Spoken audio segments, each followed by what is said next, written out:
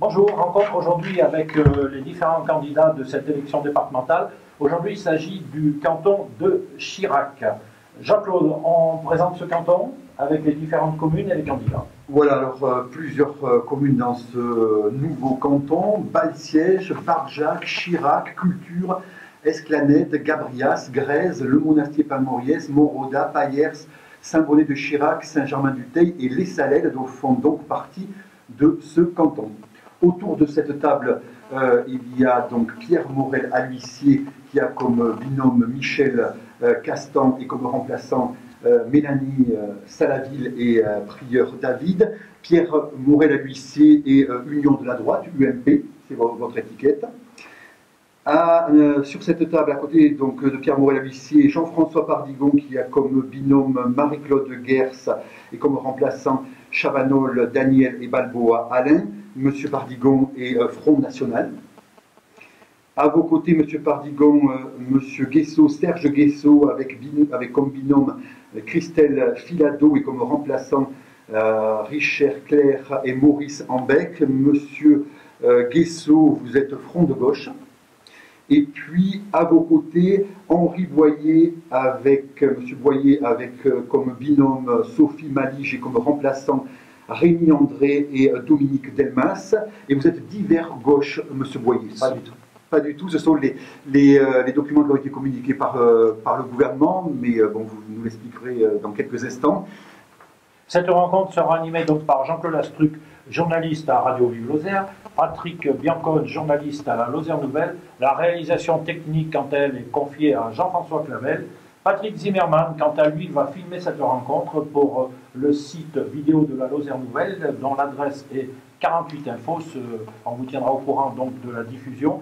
Quant à notre radio, ce débat est donc diffusé ce mercredi 25 février à 7h15 et à 11h15. Le tirage au sort a donné l'ordre suivant d'intervention: Monsieur Guesso, ensuite Monsieur Henri Boyer, ensuite Monsieur Jean-François Pardigon et ensuite Monsieur Pierre Morel à l'huissier. L'ordre donc de prise de parole est celui-ci. Arrivera donc au bout de 10 minutes la conclusion qui sera donc dans le même ordre. Patrick, donc canton de Chirac. Oui, donc ce canton de Chirac avec plusieurs problématiques. Donc on peut peut-être commencer directement par un sujet qui me vient à l'esprit. Le président de la CCI, lors d'une assemblée générale, a mis l'accent sur les difficultés de ce canton, en particulier sur les multiples ruraux, en parlant de celui du Monastier qui a été construit mais où il n'y a personne qui ne fonctionne pas, celui d'Esclanette qui a connu plusieurs propriétaires rapprochés dans une histoire qui est pourtant brève. Il y a aussi des soucis des zones d'activité le long de cette A75, en particulier celle du Monastier, qui a des lots qui ne sont pas pourvus. Donc on l'aura compris, c'est quand même quelque chose d'important sur ce canton. Qu'est-ce que vous pouvez en dire d'entrée sur ce sujet-là? Alors, Monsieur Guesso. Vous avez raison de souligner les problèmes de l'activité économique dans ce département, puisque nous avons eu un taux de chômage de 14,3%, une progression l'an passé. Et puis, je crois savoir, mais c'est le président de la CCI qui l'avait dit aussi, qu'en 2008, il y avait eu près de 600 permis de construire et qu'on approche à peine les 200 en 2014, ce qui traduit bien une baisse concrète et réelle de l'activité qui a forcément des conséquences sur l'emploi et sur les carnets de commandes des petites entreprises et des artisans. Alors c'est évident que quand on décide de réduire les dotations aux collectivités territoriales, qui sont pour près de 70% de l'investissement public dans ce pays, et ça a forcément des conséquences sur l'activité. Une de nos propositions, on en a plusieurs, mais c'est notamment de faire rentrer dans l'attribution des marchés publics une clause de développement durable qui permettrait de privilégier les entreprises de proximité plutôt que d'aller chercher des fois des entreprises qui sont très éloignées de notre département. Monsieur Boyer, un canton donc en difficulté financière?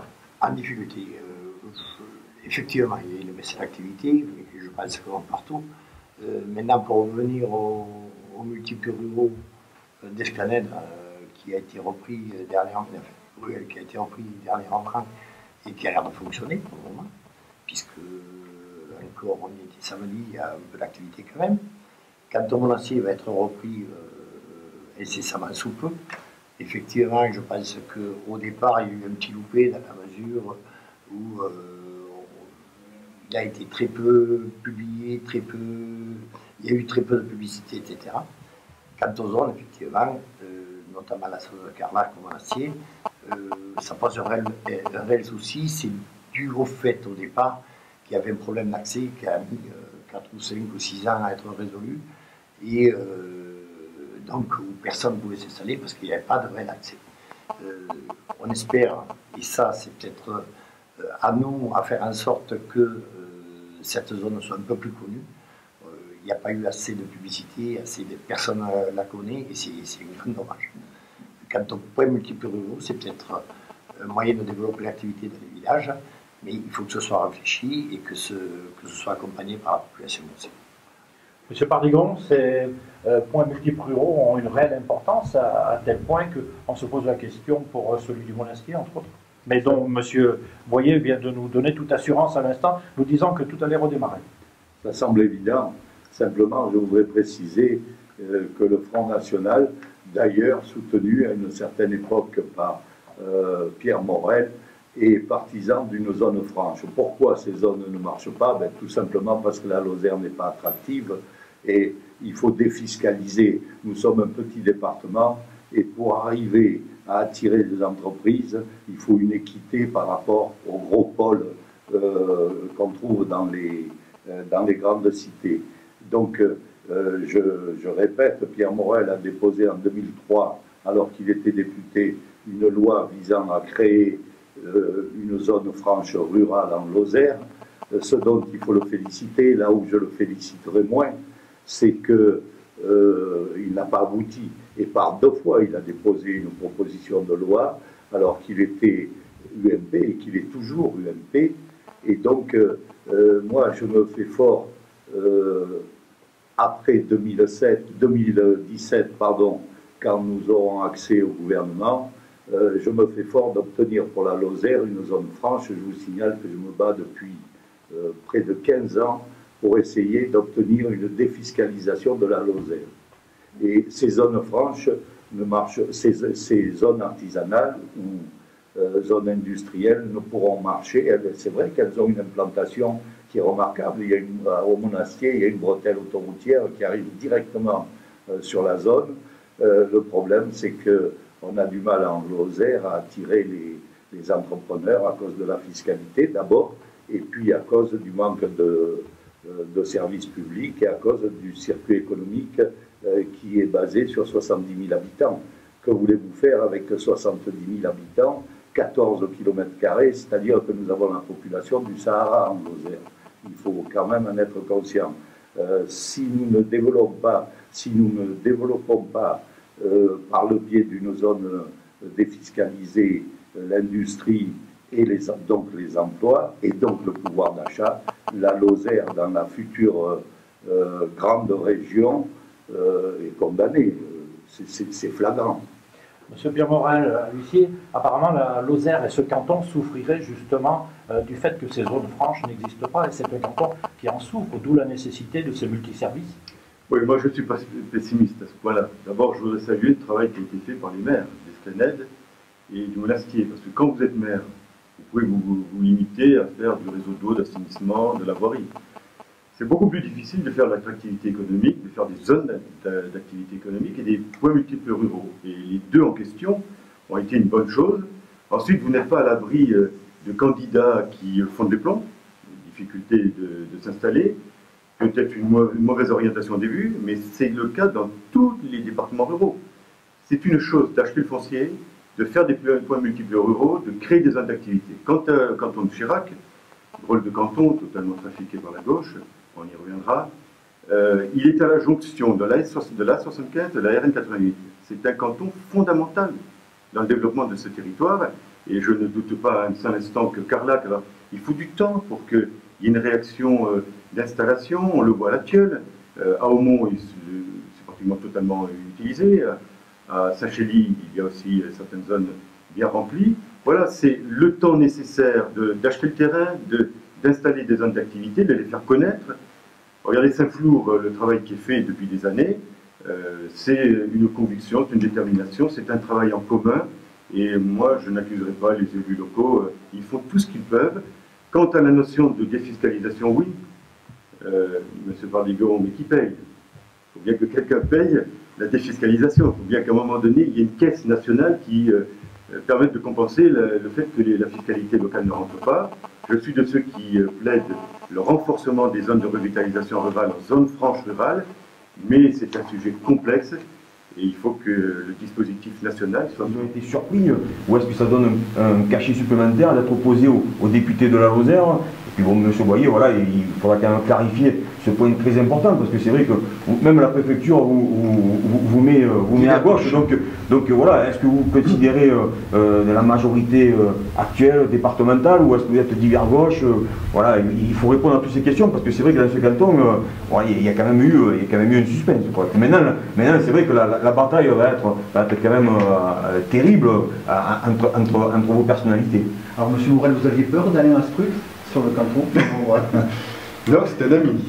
C'est un ami au sens personnel et au sens politique du terme. Il y a 31 communes sur le canton d'Aumont. Je n'ai pas souhaité, en tant que député, c'est un problème d'éthique, me présenter contre quelqu'un qui porte bien les valeurs et qui est très impliqué. À un moment donné, il faut faire un choix. Donc, c'était un choix difficile pour moi, mais que j'ai fait. On n'est pas dans un western, hein, on n'est pas dans une guerre effroyable. Ce choix, je l'assume. Je suis député de ce département. Et j'assume, je vous redis, ce canton est un canton très atypique. Et la gauche a trafiqué le gouvernement. Ce n'est pas une loi, hein, c'est un décret.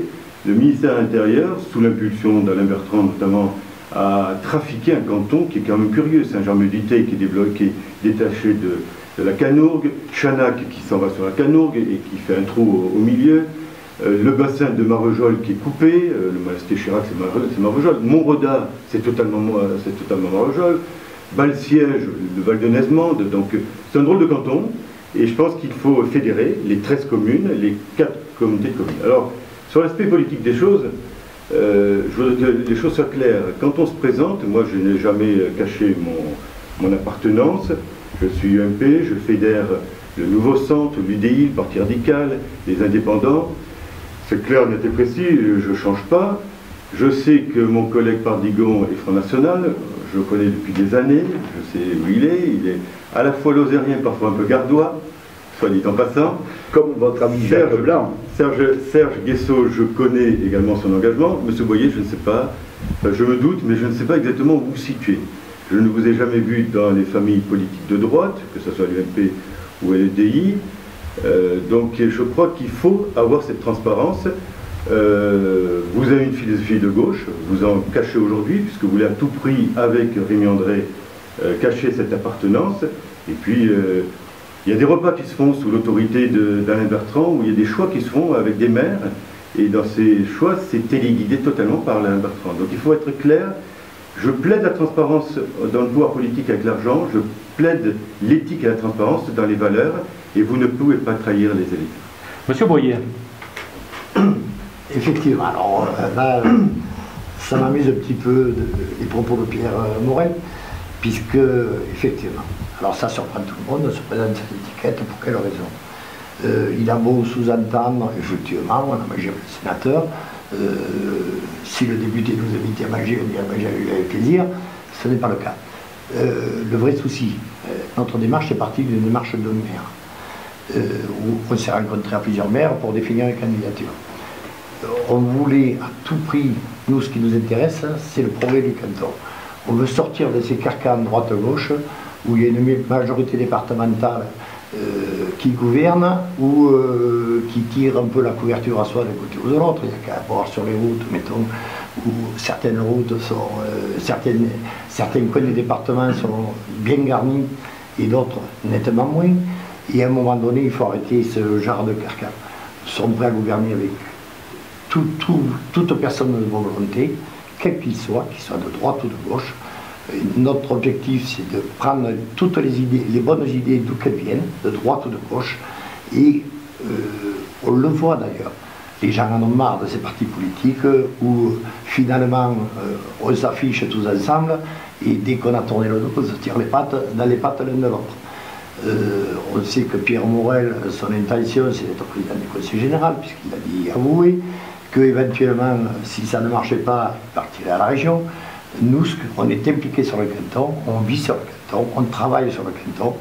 Rémi André, moi-même, on est maire des 2 plus grosses communes du canton. Alors, il dit qu'on a été étiqueté d'hiver gauche par la préfecture. Effectivement, au municipal, on est arrivé sans étiquette et la préfecture nous colle une tendance. Il semblerait que ce soit le cas à nouveau maintenant. D'hiver gauche. D'hiver gauche. Et malheureusement, on ne choisit même plus d'être sans étiquette. C'est-à-dire qu'à un moment donné, on peut le déplorer, parce que la plupart des gens, vous savez, ne sont ni à droite ni à gauche, votent en fonction des opportunités. Monsieur Guessot, pour vous, ces étiquettes sont claires en ce qui vous concerne, cette étiquette? Oui, moi je fais partie aussi de celles et ceux qui considèrent que, vu la crise morale que nous traversons, la politique a besoin de clarté. C'est normal qu'il y ait un débat d'idées dans le pays, c'est normal qu'il y ait un débat d'idées dans le département. On n'a pas tous les mêmes solutions et les mêmes propositions pour répondre aux attentes des Lozériennes et des Lozériens. Donc je pense que le débat politique nécessite de la clarté, à la fois par respect pour les électeurs et à la fois pour pousser, c'est pas tout le monde il est gentil et il est beau, et chacun essaiera de faire au mieux sur son territoire.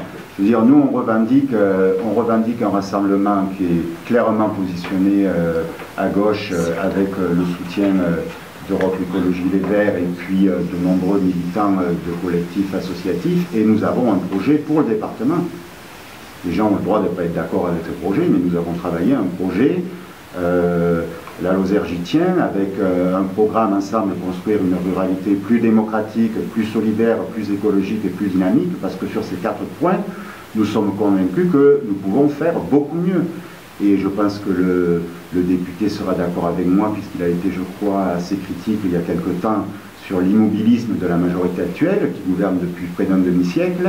Et on parlait tout à l'heure de l'emploi et des entreprises, mais vu la couverture numérique qu'on a sur le département, c'est un peu difficile quand même de bénéficier des nouvelles formes de travail et de celles et ceux qui auraient envie de venir ici. Donc moi je suis pour qu'il y ait débat sur le fond, sur des propositions, et qu'à partir de là, les électeurs ils puissent faire leur choix en leur âme et conscience, et puis on verra ce qui se passera. Au premier tour, on exprime ses idées, au deuxième, on choisit son conseiller départemental. Monsieur Pardigon, pour vous c'est clair, donc le Front National. Peut-être vous pourriez nous dire pourquoi ce canton? Oh, tout simplement parce qu'il n'était pas loin de Chanac, et j'ai préféré renoncer au canton de la Canourgue pour laisser la place à certains de nos adhérents. Mais je voudrais revenir un peu sur ce qu'ont dit mes adversaires tout à l'heure. Il y a un comportement qui me choque un peu, monsieur Boyer.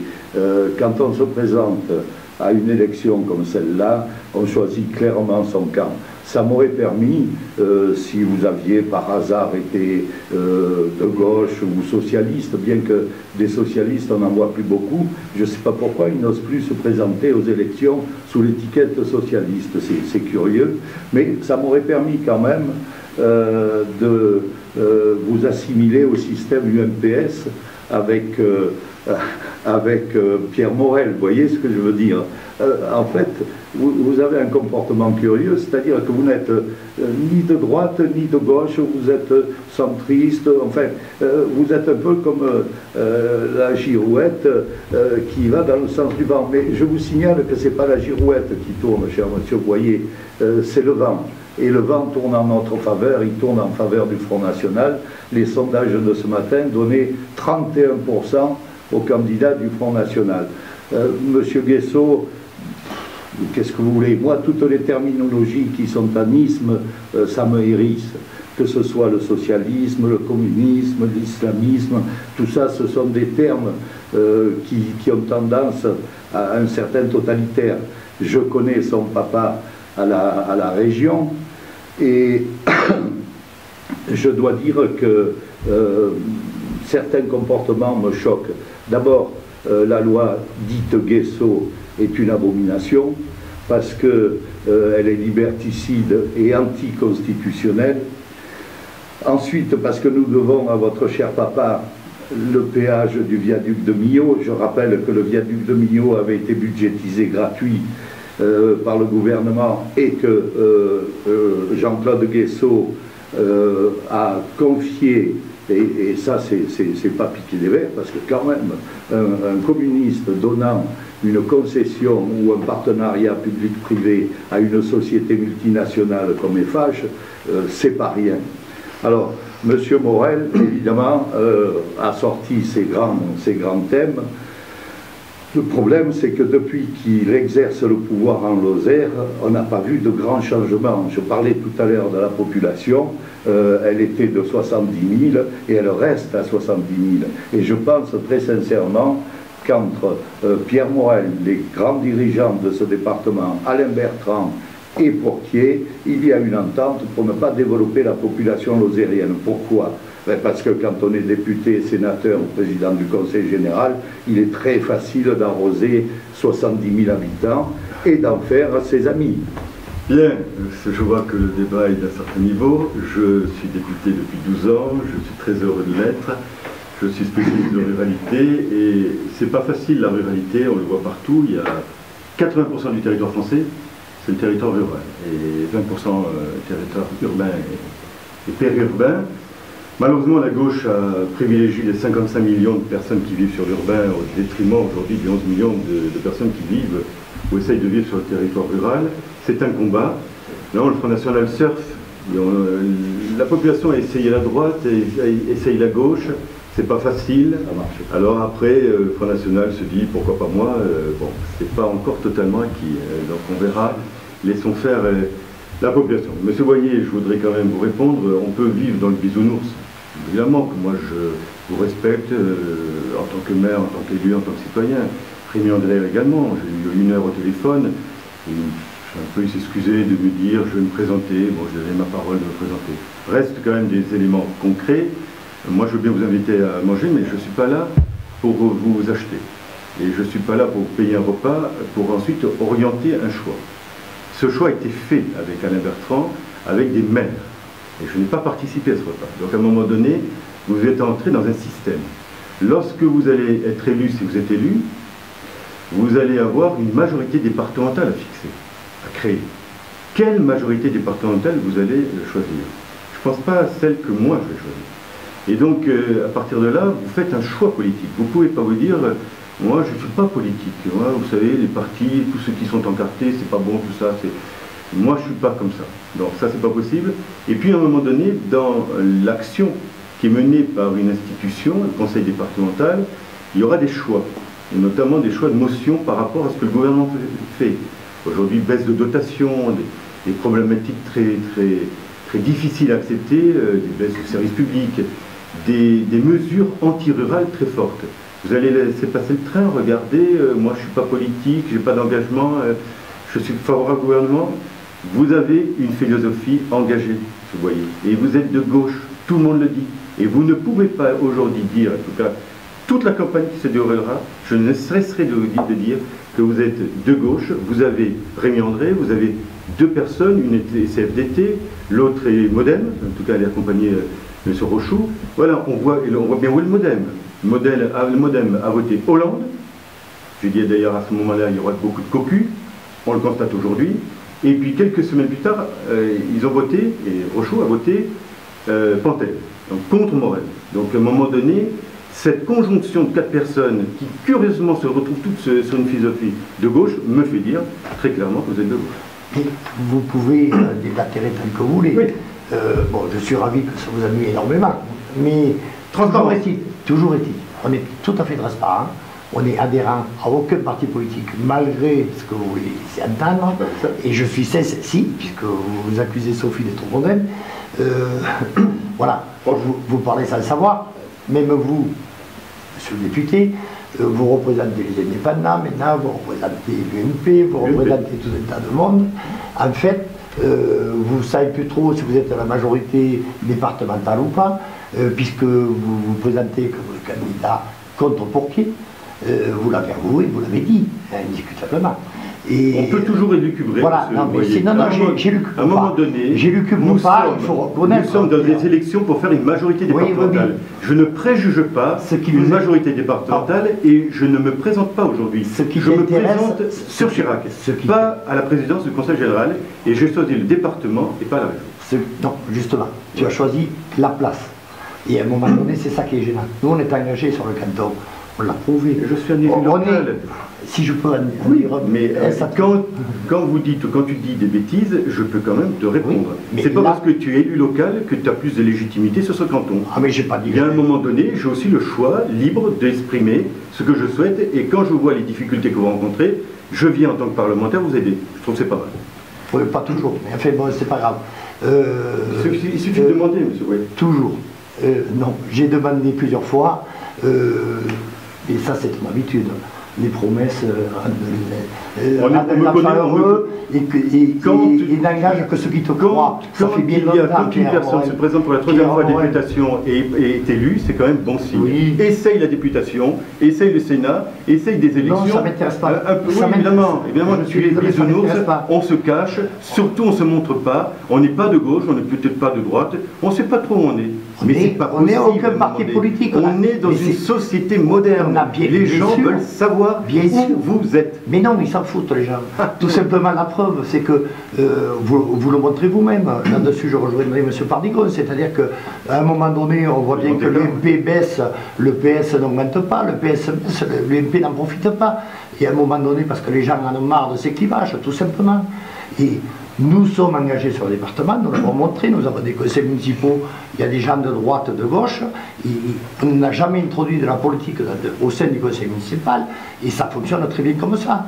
Donc pourquoi aller s'enclaver dans un parti politique? Il n'en est pas question, première chose. En plus, merci de nous laisser un peu cette liberté, si ça ne vous gêne pas trop. La seconde chose, c'est qu'effectivement, on est engagé. On a mangé avec le sénateur, on le reconnaît facilement. Mais moi, j'ai toujours parlé à tout le monde. Rémi André a toujours parlé à tout le monde. On va à la région, on va au conseil général demander des subventions parce que c'est notre rôle et tout, sans un esprit partisan, ni de droite ni de gauche.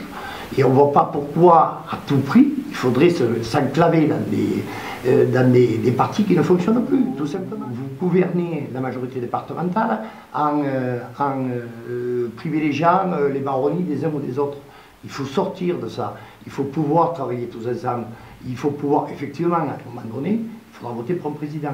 Le président en question, il va amener des idées, d'abord on ne sait pas qui sera candidat, jusqu'à nouvel ordre, et Dieu merci, on décidera ça après l'élection, puisqu'on ne sait pas qui sera élu ou pas, et on verra à ce moment-là pour qui on votera, celui qui a le plus d'idées proche de nous. Monsieur Guestot, allez-y. Oui, parce que... comment vous vous situez là, face à ce duel qui se fait jour? C'est pas un duel, c'est, je pense très sincèrement que Pierre Morel-A-L'Huissier est plus en critique et en réaction aux propositions que je porte avec mes colistiers plutôt que à ces joutes verbales qui sont liées au pouvoir et au fait de vouloir l'avoir pour certains ou le conserver pour d'autres. Moi, en tout cas, il y a une chose qui est claire au jour d'aujourd'hui, c'est qu'il y a sur ce canton une quadrette qui représente le camp progressiste, puisque nous le disons clairement, nous condamnons à la fois les politiques d'austérité en France et en Europe et la mollesse et l'inertie de la politique de droite de la majorité sortante. Pour le Front National, on en parlera plus tard, mais nous le combattons sans aucune réserve, en tout cas pour ce qui est de ces chefs dont les dynasties familiales et les propos excessifs sur le fonds de commerce pour surfer sur la détresse sociale.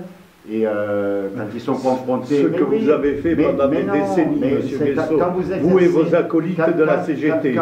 Oui, mais c'est d'abord, quand vous parlez de mon père, si vous avez des choses à lui dire, il faut lui dire à lui. Oui, mais enfin, tel père, tel fils. Oui, je suis occitan, moi, donc la famille, c'est un peu sacré. Donc le débat politique, c'est une chose, les phrases assassines ou les coups bas, c'est autre chose. Donc il faut toujours veiller à rester dans le cadre du débat républicain, sinon on a tous notre sensibilité. Donc je disais, il y a une clarté de ce qu'on va offrir dans ce canton. Et moi j'invite vraiment, parce que je sais qu'il y a un rejet de la politique et je sais que ce découpage interpelle énormément de nos concitoyens. Donc ils ont la possibilité à cette occasion de dire à la fois les politiques d'austérité en France et en Europe, on n'en veut pas parce que ce n'est pas la solution, c'est le problème, c'est à partir de là que la vie des gens s'aggrave. Et dans ce département, face à une majorité sortante de droite qui dirige depuis près d'un demi-siècle et dont les résultats sont loin du compte, il y a la possibilité de donner de la force à un projet novateur. Donc j'espère que suffisamment de nos amis nous entendront et permettront d'exprimer ce choix-là. Il sera décisif pour faire basculer la majorité départementale, quel que soit le score qu'on fera au premier ou deuxième tour, puisque soit on sera en tête et on restera, soit on ne le sera pas, mais on permettra d'élargir le rassemblement pour battre les conseillers généraux sortants. La loi des lois a un avantage, parce qu'il y a eu des pétitions pour essayer de la condamner à maintes reprises, et il y a eu y compris des abus et des mensonges des fois, et des gens, il faudrait regarder de plus près, je pourrais citer, mais elle a un avantage, c'est qu'elle permet de condamner toutes celles et ceux qui systématiquement nient la Shoah. Et c'est bien que dans ce pays, avec ce qu'on est en train de vivre, il y ait quand même des excès verbaux et de comportements qui puissent être sanctionnés par la loi quand on nie des évidences qui ont plongé le monde dans le chaos. Voilà. Donc moi je suis bien content qu'elle existe cette loi et je suis bien content qu'elle vous ennuie, pour rester poli. Il y a un dernier sujet qu'on peut aborder qui a vraiment un rapport avec ce canton. Bon, on a cité bien sûr la commune de Montrodin avec le centre de Montrodin. Bon, alors quel avenir pour ce centre? On sait qu'il y a quand même parfois des conflits sociaux avec les salariés, il y a quand même des difficultés. Et puis aussi, il faut parler du Clos-du-Nid qui est hyper présent sur ce canton aussi, avec des établissements à Payers, à Chirac, etc. Donc ça fait beaucoup d'emplois, c'est ce qui fait vivre ce bassin de vie. Donc qu'est-ce qu'il faut faire pour changer ça, pour améliorer? Est-ce que trop d'emplois ne sont pas trop concentrés justement sur ces établissements? Comment faire? Bon, il y a quand même une problématique importante à parler, et surtout avec ce nouveau découpage de ce canton. Monsieur Pardigon. Oui, il n'y a pas grand-chose à dire sur les Clos-du-Nid, si ce n'est que c'est un fief privilégié de Jacques Blanc et qui va le devenir bientôt pour Pierre Morel. Hein, c'est une évidence, tout le monde connaît le contexte des Clos-du-Nid. Non, moi je voudrais, si vous le permettez, revenir un peu sur la fiscalité du département, parce que comme tout le monde, je reçois une feuille d'impôt et j'ai remarqué que les plus hauts prélèvements, c'est-à-dire ça doit se situer de mémoire aux alentours de 19, presque 20%, sont en rapport au Conseil général. Alors, je voudrais dire, tout à l'heure j'ai parlé de la création d'une zone franche. Nous avons au Front National également toute une série de mesures en vue de réduire la fiscalité du Conseil général ou du Conseil départemental. Nous pensons d'abord qu'il faut faire des économies sur les frais de communication. C'est énorme pour les budgets du département. Il y a un laxisme de gestion des effectifs, parce que bien entendu, comme je le disais tout à l'heure, il est très facile d'embaucher du monde au Conseil général, et comme chaque fois ce sont des gens bien ciblés, ça fait des électeurs à venir. Il y a le train de vie aussi des élus qui est à réduire. Je vous signale que nous sommes en faveur d'une réduction des indemnités des élus. Il y a beaucoup de subventions insuffisamment justifiées, c'est-à-dire en particulier à certaines associations qui sont des associations semi-politiques et auxquelles il faut arrêter de donner des subventions. Et il y a autre chose aussi au niveau du Conseil général, c'est la clause de compétence générale, c'est-à-dire qu'on donne à un conseil général ou un conseil départemental des pouvoirs qui ne sont pas les siens. Il faut arrêter ce genre de choses. On le voit au niveau du conseil général, on le voit au niveau de la région, les clauses de compétence générale doivent être supprimées. Alors, je précise également qu'au Front National, nous sommes pour la suppression du millefeuille, c'est-à-dire nous sommes pour la commune, le département, l'État. Les communautés de communes sont budgétivores et ne viennent qu'ajouter une feuille au millefeuille administratif. C'est une aberration. Il faut des accords intercommunaux, oui, mais il faut que les principales structures soient faites sous l'égide du département. La région doit être supprimée et doit avoir un rôle de coordination, oui, parce qu'il faut une certaine coordination. Et tout cela amène à des économies parce que nous avons besoin, en Lozère comme ailleurs, et surtout la classe moyenne a besoin de retrouver un pouvoir d'achat. Ce qui n'est pas le cas à l'heure actuelle. Vous admettrez que la classe moyenne est celle qui souffre le plus par les prélèvements excessifs de tous côtés. Monsieur Guissot ? Nous pensons évidemment le contraire de tout cela, c'est-à-dire que ça fait partie de ces propositions-là qui visent à surfer sur le mécontentement ambiant en disant on va baisser les impôts, on va réduire les indemnités des élus. Ceux qui nous parlent du millefeuille sont incapables de nous citer un exemple concret où il y a effectivement des compétences qui se marcheraient les unes sur les autres. Faire disparaître le département, qui c'est qui va aller voir les enseignants, les parents d'élèves dans les collèges si on transfère ces responsabilités à Toulouse? C'est pas sérieux. Faire de la politique, c'est être en lien avec le concret, avec le réel, et c'est être capable d'appréhender les problèmes et de chercher des solutions.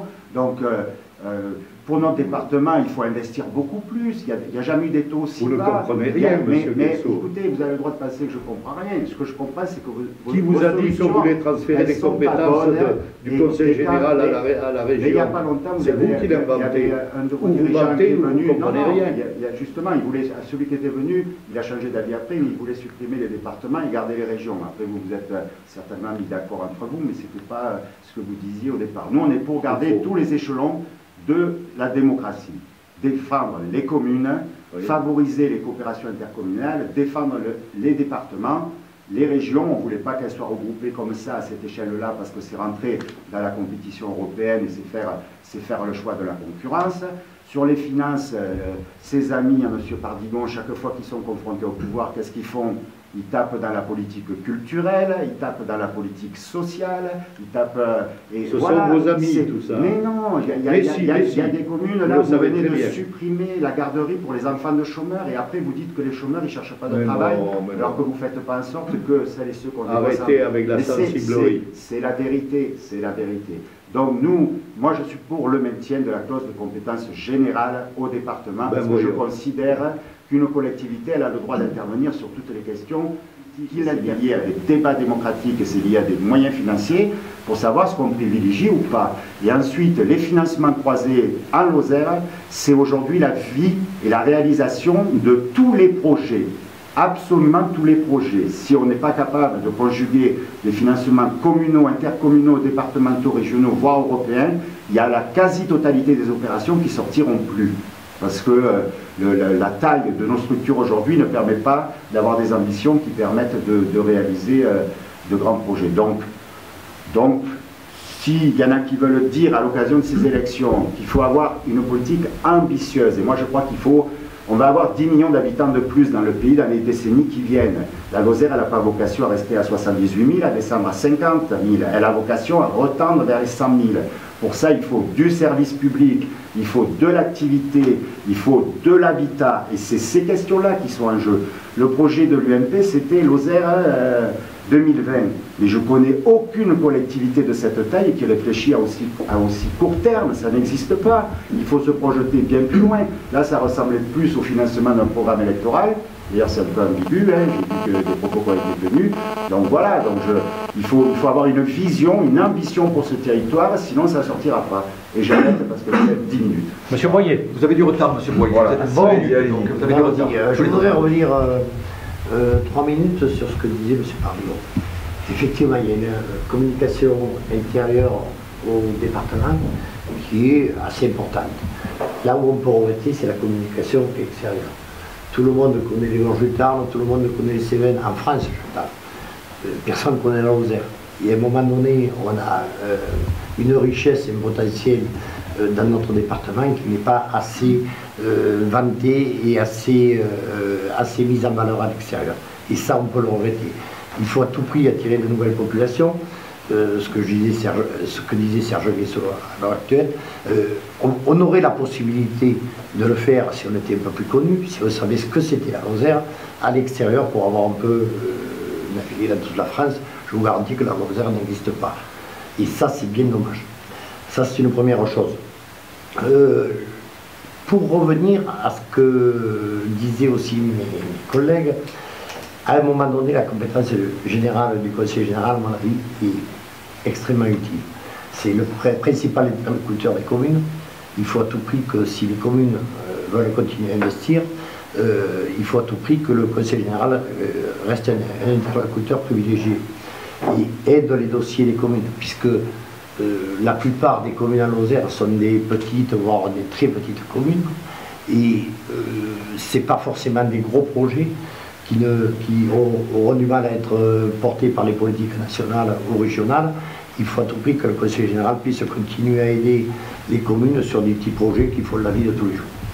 Ça, c'est une première chose. D'ailleurs, on peut regretter le contrat territorial qui a été mis en place par la majorité départementale à l'heure actuelle, qui risque en 2015 de ne sortir aucun projet, puisque tout va être étudié à une communauté commune.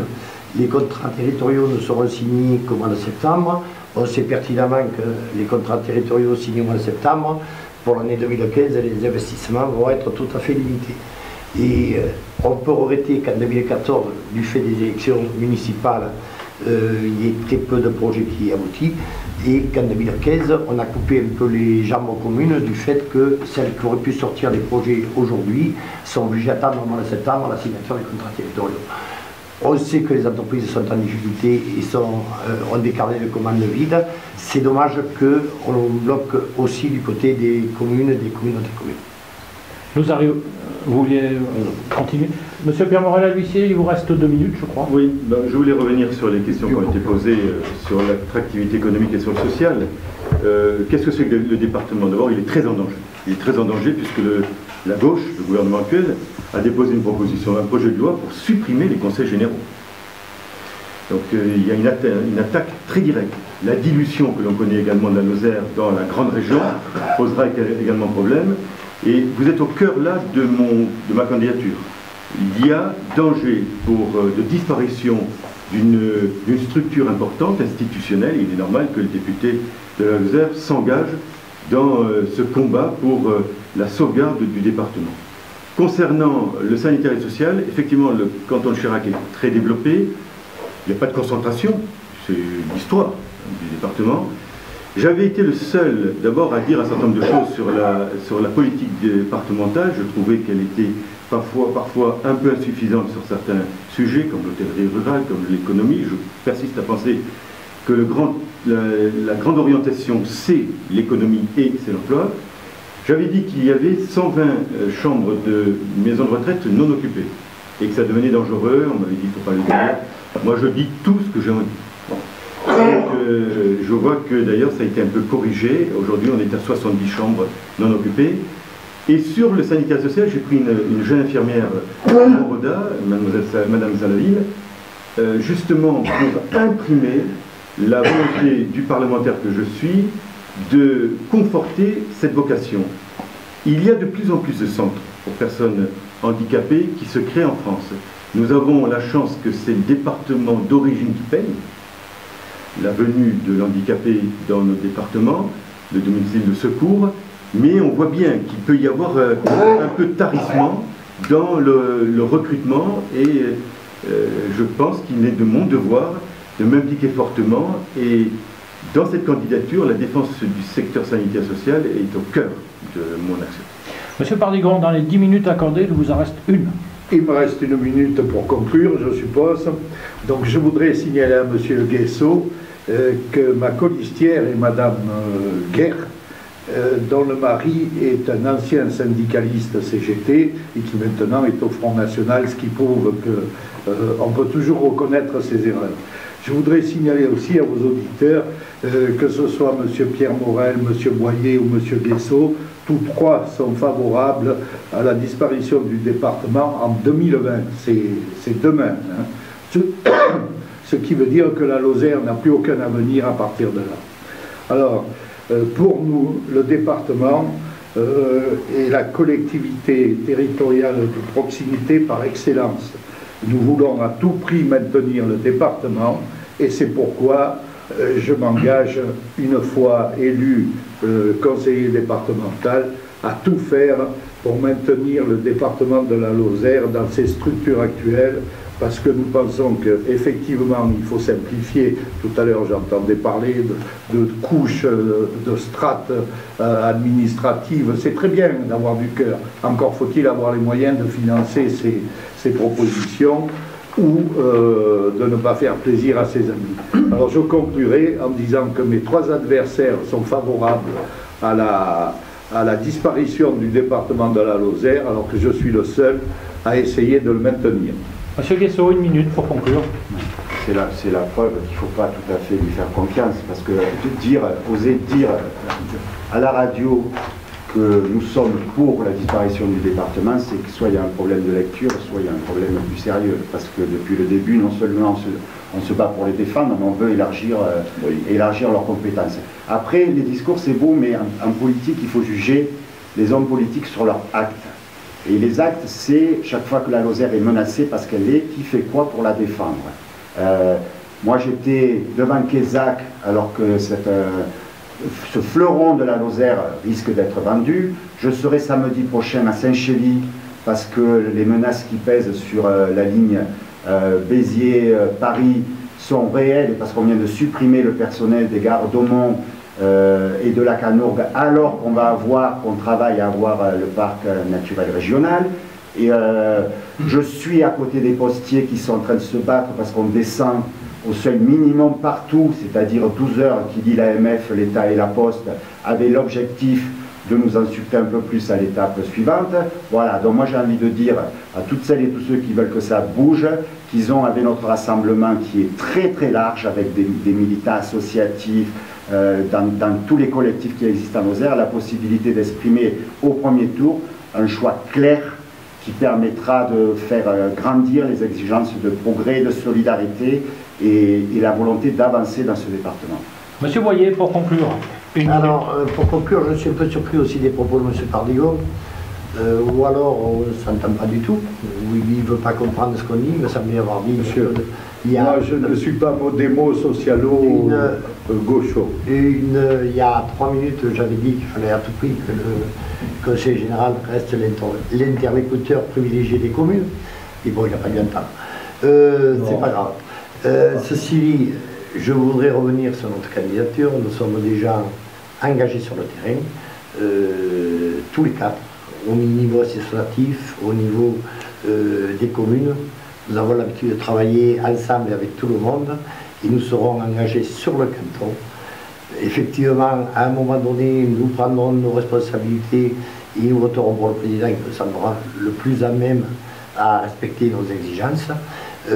Mais on ne veut surtout pas rentrer dans un carcan droite-gauche comme on a trop vu, où à un moment donné on arrive dans des politiques de blocage. Monsieur Pierre Morel-Olivier, vous êtes le dernier à conclure. 1 minute. Merci. 1 minute. Bon, on ne saura pas plus de M. Boyer, hein, c'est Belphégor ou Fantomas, il ne veut pas en dire plus. Dont acte. Quant au Front National, vous ne pouvez pas parler à notre nom.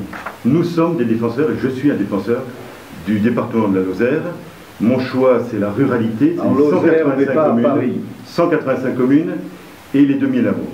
Aujourd'hui, le canton de Chirac a du potentiel. La vallée de Lot doit faire l'objet d'une prise en considération entre la 75, la 88 et la 106.